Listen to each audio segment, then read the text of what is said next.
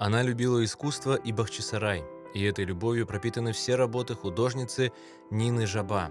Этот город буквально очаровал ее. Здесь она провела самые счастливые годы своей жизни. Для моего поколения, поколения, рожденного в изгнании, в Узбекистане, я родилась в Самарканде, ам, Крым начинался с рассказов бабушки. И это были какие-то такие волшебные, как сказки, как легенды, рассказы. И в детском воображении рисовались какие-то сказочные, соответственно, картинки. Акварели Нины Жаба для меня были иллюстрацией вот этих моих сказочных впечатлений от рассказов бабушки. В Крым приезжало много художников, они рисовали, и Бахчисарай в частности. Но только у Нины Жабы эти акварели были какие-то солнечные, нарисованные с любовью.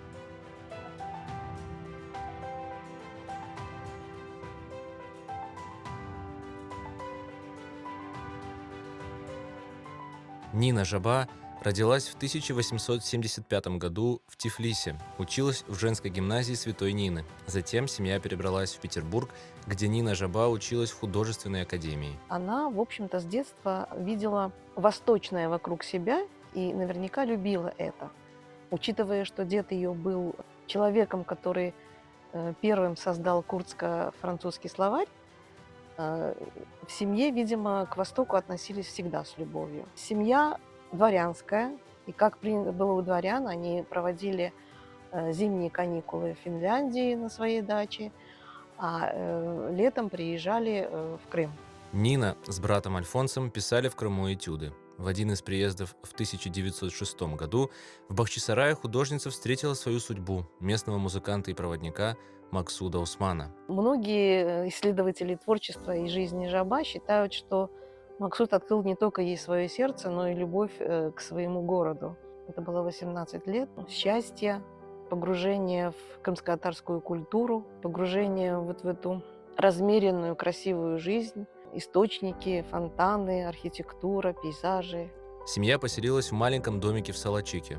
Много общаясь с местными жителями, Нина Жаба с удовольствием зарисовывала бытовые сценки из их жизни. Преимущественно Нина Жаба работала в миниатюре, то есть это очень маленькие работы, это действительно открытки. Можете себе представить, это размер работы с ладошку, и которую, эту работу, эту акварель нужно смотреть с лупой, потому что там очень много мелких деталей. Она как ювелир выписывала сережки, она выписывала реснички, она выписывала украшения на головных уборах. Еще очень ценно, конечно, это большая эмпатия, к которой художник относился к крымско-татарскому народу. Живя в Бахчисарае, художница выезжала в Петербург на выставки, иллюстрировала книги, общалась с другими художниками. На ее творчество оказывал влияние основатель музея в Ханском дворце Усеин Баданинский. В 1921 году муж художницы погиб от рук белогвардейца. Из дома в Салачике Нина Жаба перебралась в дом с цветными стеклами недалеко от школы мастеров. В 1924 году художница покинула Бахчисарай и вернулась в Ленинград, но часто приезжала в любимый Крым с братом, писала этюды. Мне кажется, впоследствии, после смерти мужа, они стали менее солнечными. Почему-то на этих этюдах уже не было жителей. В основном они писали пейзажи, архитектурные памятники. Погибла Нина Жаба вместе с братом в Ленинграде во время блокады.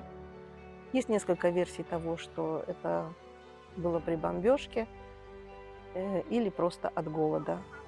Но если фамилия Альфонса Жаба сохранилась хотя бы на памятной плите погибших в блокаду художников, то имя Нины Жабы просто исчезло.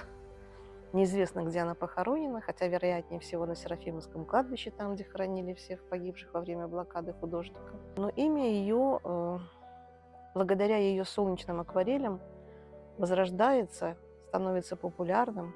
Сегодня работы Нины Жаба имеют не только художественную, но и огромную этнографическую ценность. На ее картинах мы можем увидеть, каким был крымско-татарский костюм того периода, как выглядели и чем занимались жители Крыма, традиции и обычаи отношения в семье. Номер один из художников, из источников изобразительных, достоверных источников, скажем, самых корректных, это Нина Жаба и это Огюст Рафе. кроме того, что там материальная культура, ведь много можно сказать еще и сделать выводы и о духовной культуре. Тогда, когда мы смотрим, например, сценку, где женщина среднего возраста в окружении девочек маленьких, которых она учит читать.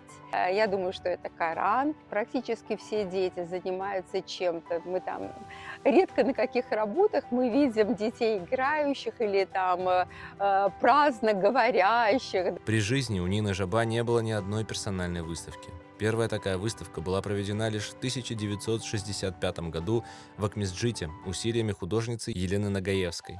Продолжение выставка получила в 1967 году в художественной галерее Самарканда по инициативе поэта Идриса Асанина.